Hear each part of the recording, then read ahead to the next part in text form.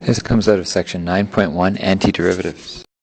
So I'll start off with a definition here since we're beginning a new chapter. Antiderivative is, I guess, kind of what it sounds like. It's the reverse of a derivative.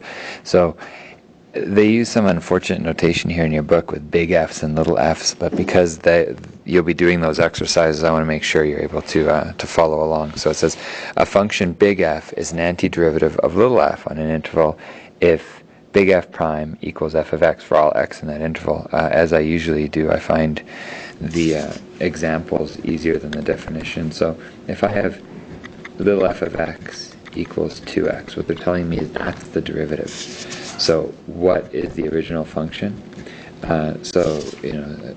Simplest answer to that is x squared.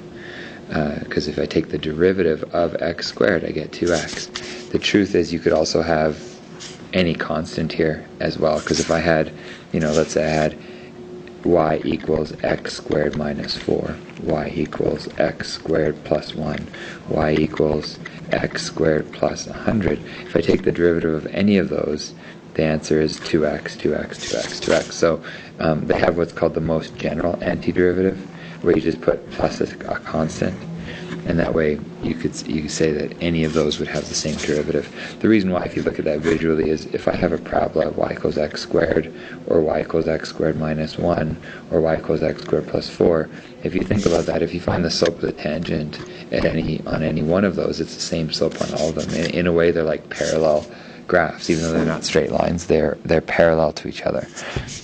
Brings us to one more definition.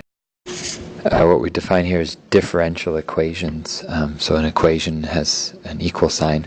What we have is a function and a differential quotient. Now that sounds, again, way more intimidating than it actually needs to. An example of a differential equation would be dy by dx equals 2x. Now that's essentially what we just solved above, because if we have dy by dx equals 2x, we know that y must equal x squared or x squared plus c. But that would be an example of a differential equation. Another one might be, dv by dt equals negative 9.8. I might have p prime equals 3t or something like this. So you might have prime notation, you might have dv by dt or dy by dx notation, but basically you're given the derivative in these questions and often asked for the function that gets you there. So let's do a fairly straightforward example before we get into any more rules or anything. If I have this question, find the most general antiderivative. Find the most general antiderivative of this, and I was about to write y equals, but let's stick with the same notation we've been talking about. Little f of x equals 5x to the 4 minus 12x cubed plus 17. And we're asked, that's the derivative of what? Well, do them one piece at a time. Just as when we did limits, you could do them separately if you had pluses and minuses in between them. Same thing is true with derivatives and antiderivatives. If I had an x to the 5th, I know that differentiating that would give me 5x to the 4th. So it's kind of like thinking about derivatives backwards. I would need an x to the 4 here, but if I differentiate that, I only get 4x cubed, so I need times 3. Here I would need 17x. And then the reason why it's most general is because we're saying, well, let's put that plus a constant there, because that means any constant here would work.